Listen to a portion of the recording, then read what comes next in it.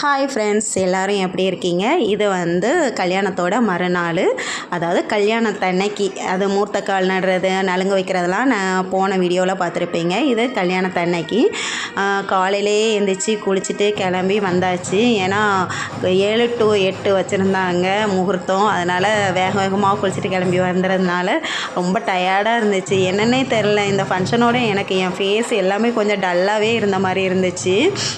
ஏன்னா சாட்டர்டே காலையில் ஆரம்பித்தது, அதுக்கப்புறம் சண்டே ஈவினிங் நைட்டு வரைக்கும் போயிருக்கு பார்த்துக்கோங்க இந்த ஃபங்க்ஷன். நானே இவ்வளோ டல்லாக இருக்கேன்னா அப்போ வீட்டில் உள்ளவங்களாம் எப்படி இருந்திருப்பாங்க, ரொம்ப டயர்டாக இருந்திருப்பாங்க. எல்லார் கண்ணுலையும் அந்த டயர்ட்னஸ்லாம் தெரிஞ்சுது. ஆனால் அதையும் தாண்டி கல்யாணம் சிறப்பாக நடக்க போகுது அப்படிங்கும்போது ரொம்ப சந்தோஷமாக இருந்துச்சு. இந்த கல்யாணத்தில் இன்னொரு விசேஷம் என்னென்னா, இந்த பொண்ணு இருக்காங்களே, இந்த பொண்ணோட அம்மா கல்யாணத்தில் நானும் என் ஃப்ரெண்டு கலைமணியும் நாங்கள் டான்ஸ் ஆடியிருக்கோம். அதே நேரம் இதே கல்யாணத்தில் அவங்க பொண்ணு கல்யாணத்தில் என் பையன் டான்ஸ் ஆடினா எனக்கு ரொம்ப ரொம்ப சந்தோஷமாக இருந்துச்சு. அது சொல்லி சொல்லி எல்லோரும் சிரிச்சுக்கிட்டு இருந்தோம். என் கல்யாணத்தில் ஆடிட்டு இப்போ என் பொண்ணு கல்யாணத்துலேயும் ஆடிக்கிட்டு இருக்காங்க அப்படின்னு சொல்லிட்டு அவங்களும் சொன்னாங்க. அப்புறம் முகூர்த்தெல்லாம் முடிஞ்சது. என்னால் பக்கத்தில் இருந்து வீடியோ எடுக்க முடியலை, ஏன்னா கொஞ்சம் தள்ளி ஆச்சு. இது அதுக்கப்புறம் உள்ள சடங்குகள்லாம் செஞ்சாங்க. நீங்கள் யாரும் உங்கள் கல்யாணத்துக்கு முன்னாடி நீங்களாம் என்னெல்லாம் டான்ஸ் ஆடியிருக்கீங்களா? யார் கல்யாணத்துலையாவது டான்ஸ் ஆடியிருக்கீங்களா? நான் எங்கள் 2 அண்ணி கல்யாணத்தில் நான் டான்ஸ் ஆடியிருக்கேன். அப்புறம் எங்கள் கூட பிறந்த எங்கள் அப்பாவுடைய தங்கச்சி கல்யாணத்துலேயும் நான் டான்ஸ் ஆடியிருக்கேன். அதெல்லாம் இப்போது அந்த வீடியோ கிடச்சிதுன்னா உங்களுக்காக நான் போட்டு விடுறேன், பாருங்கள். அப்போது என்ன பாட்டுக்கு ஆடினேன்னா, சலக்கு சலக்கு சரிகை சேலை சலக்கு சலக்கு, அந்த பாட்டுக்கு ஆடினோம். எனக்கு இன்னமும் ஞாபகம் இருக்குது. ஆனால் அப்போல்லாம் நான் கொஞ்சம் பார்த்து தான் ஆடுவேன். அந்தளவுக்கு மெமரி பவர்லாம் கிடையாது. ஆனால் டான்ஸ் ஆடுவேன், கொஞ்சம் மறந்து போயிடும். அப்போ அந்த ஸ்டெப்பை பார்த்து ஆடுறது தான் நான் ஆடிக்கிட்டு இருப்பேன். கல்யாணம் சிறப்பாக முடிஞ்சுதா. அதுக்கப்புறம் பாலும் பழமும் இருக்கிறதுக்காக ரூம்குள்ளே கூட்டிகிட்டு போயிட்டாங்க. அதை அப்படியே வீடியோ எடுத்து டிவியில் போட்டு விட்டாங்களா. நாங்கள் அதை உட்காந்து பார்த்துக்கிட்டு சிரிச்சுக்கிட்டு கிடந்தோம்.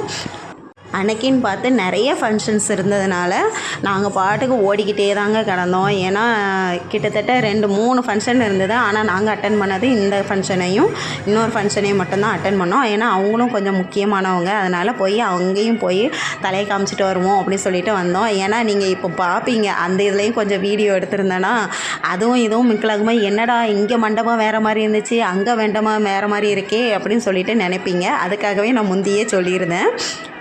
நம்ம நெருங்குற சொந்தனாலே தாம்பழத்தட்டு நம்மளுக்கு நிறைய வந்துடும் பார்த்துக்கோங்க. அதே மாதிரி நாங்கள் ஆரத்தி எடுத்ததுக்கும் கிஃப்ட்டு கொடுத்தாங்க. அதுக்கப்புறம் என் பையன் டான்ஸ் ஆடினதுக்கும் கிஃப்ட்டு கொடுத்தாங்க. அந்த கிஃப்ட் என்னென்னா டிஃபன் பாக்ஸ் கொடுத்தாங்க. ஆனால் என்ன, அது டிஃபன் பாக்ஸ்னால் கொஞ்சம் லஞ்ச் பாக்ஸ் மாதிரி இப்போ உள்ள ட்ரெண்டுக்கு ஏற்ற மாதிரி கொஞ்சம் கொடுத்துருந்தாங்க. அதையும் இன்னொரு வீடியோவில் காமிக்கேன், அடுத்த வீடியோவில். அதுக்கப்புறம் மெட்டி போடுற ஃபங்க்ஷன் நடந்துச்சு. மெட்டி போட்டுட்டு அதுக்கப்புறம் தான் பால் பழமும் கொடுக்குறதுக்கு கூப்பிட்டு போயிருந்தாங்க. அதுக்குள்ளே ஐயர் எல்லாத்தையும் அந்த இடத்தெல்லாம் க்ளீன் பண்ணி வச்சுட்டாங்க.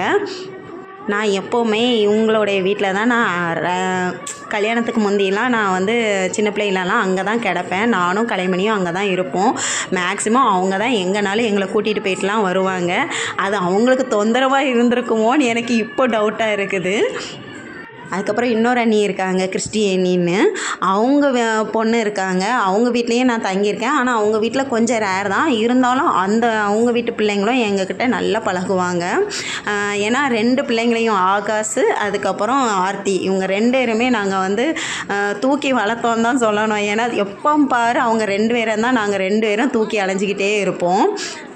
இப்போது நினச்சி பார்க்கும்போது அந்த காலம் எப்படி இருந்துச்சு அப்படின்னு நினைக்கிற மாதிரி இருந்துச்சு. அப்புறம் கொழுந்தியா பொண்ணுக்கு கிஃப்ட்டு வாங்கி கொடுத்தாங்க. பொண்ணுக்கும் மாப்பிள்ளைக்கும் கிஃப்ட்டு வாங்கி கொடுத்தாங்க. வாட்ச் வாங்கி கொடுத்தா. அதுக்கப்புறம் இதுக்குள்ளே நிறைய கிஃப்ட்ஸ் இருந்துச்சு. பாதி தான் பிரிக்க முடிஞ்சது, பாதி இது பிரிக்க முடியலை. பிரித்து எடுக்கணும்னு நினச்சது எடுக்கிறதுக்கு நேரம் இல்லாமல் போயிடுச்சு. ஏன்னா எல்லோரும் கல்யாணம் முடிஞ்ச கையோடு எல்லோரும் ஃபோட்டோ எடுக்கிறதுக்கு வர ஆரம்பிச்சிட்டாங்க. நாங்கள் இப்போ இடையில போய் கொஞ்சம் நின்று கொஞ்சமாக தான் பிரிக்க முடிஞ்சுது. அந்த பிடிச்சதெல்லாம் இன்னொரு வீடியோவாக நான் உங்களுக்கு போடுறேன், அதில் பாருங்கள், நல்லாயிருக்கும்.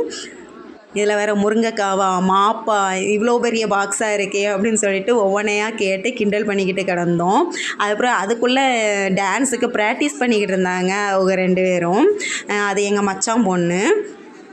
ஆனால் ஒரு விதமாக ஜாலியாக வைப்பாக போணுச்சுங்க.